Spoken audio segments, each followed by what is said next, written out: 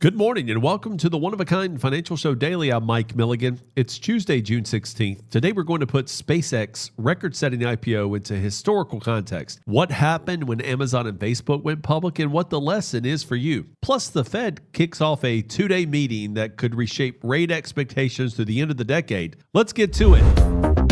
Be one of a kind with Mike's plan. If you missed it, SpaceX had its first full Monday trading day yesterday.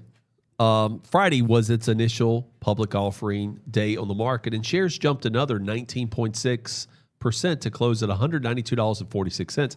This is up more than 42% from its IPO price of $135 in just two trading sessions. Then they went and made an announcement. They're acquiring a new company today. This is a company that's definitely making moves in the market. Their market cap is north of $2.5 trillion, the sixth largest publicly traded company in the world. The underwriters exercised the green shoe, an over-allotment option that lets them sell more shares than when demand explodes. And SpaceX walked away with $85.7 billion raised, the largest IPO in human history. Now, here's where the history lesson matters, because we've seen this movie before, two different versions of it. Version 1 was Amazon, May 17th, 1997. Amazon was priced at $18 a share. They raised $54 million and ended the first day at $23.50 with a market cap of $438 million. Not billion, million. Almost nobody thought a money-losing online bookstore was going to matter. A $10,000 investment in day one on a split-adjusted basis would be worth roughly $4.9 million today, according to CBS News. This is the patient money version. And then there's version 2. Facebook, which is now Meta, launched May 18th, 2012. Facebook priced at $38, opened with Nasdaq technical glitches, popped to $45 in the first minute, and then the underwriters at Morgan Stanley had to spend the rest of the day buying shares to keep up from falling below the offering price. It closed at $38.23, just 23 cents above the IPO. The next day, it dropped 11%, and by September, it bottomed out to below $18, more than 50% off the IPO price. The investors who bought day one and panic sold lost half their money. The investors who held, Meta hit an all-time high, closing high of $736 in February of 2025. So which one is SpaceX? Honestly, nobody knows yet. What I do know is this. Retail investors bought as much SpaceX stock in its first 2 days as they bought across the entire U.S. stock market the prior week. Robinhood alone filled 855,000 customer orders. Schwab, Fidelity, SoFi. Every eligible customer got at least one share. That kind of euphoria looked a lot more like Facebook in 2012 than Amazon in 1997. The lesson for both: position size matters, time horizon matters, and a hot IPO does not belong in the part of your portfolio that pays your mortgage. Yesterday's market action was huge, by the way. The Dow closed at a fresh record, 51,671, up 468 points, or adding 0.92% to its gains for the year. The S&P 500 added 1.65% to move to 7,554. The Nasdaq jumped 3.07% in one day to go to 26,684. Its best single day since March 31st.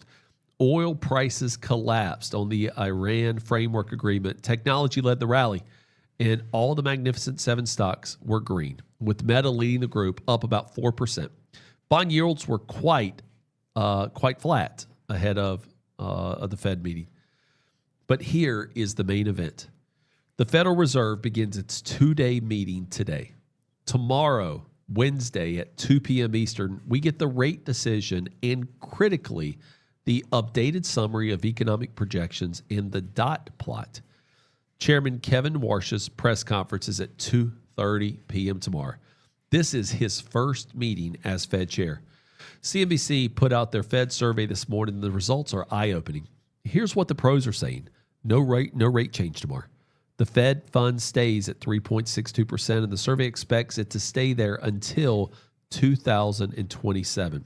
Fresh news this morning, hot off the press. Persistent high inflation has pushed rate cuts off the table entirely. 88% expect the Fed to drop the easing bias from his statement. That's just language that has been hinting the next move would be a cut. If they pull it out, that's a hawkish signal.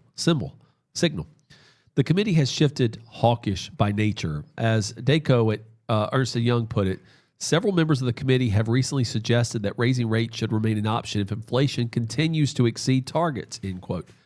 84% of those surveyed by CNBC said AI stocks are overvalued. 69% say stocks in general are overpriced. That's actually the lowest reading in a year, but it's still a majority. Here are the three things to watch. This morning at 8:30, May housing starts and building permits were released.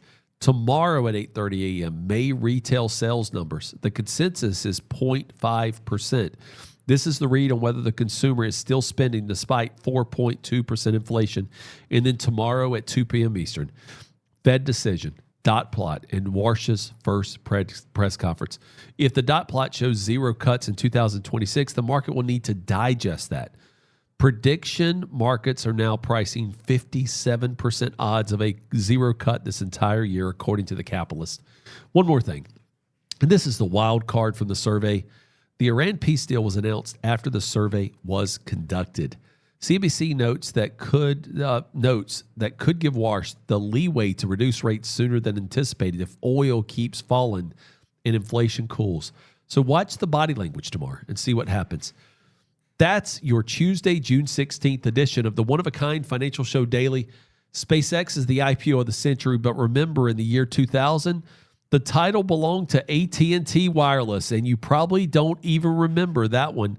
The market always finds the next shiny object. Your job is to make sure you have a written, one-of-a-kind financial plan that doesn't depend on the next shiny object panning out. That's what I do at One Oak Financial. I'm Mike Milligan. My philosophy is to educate, coach, and plan.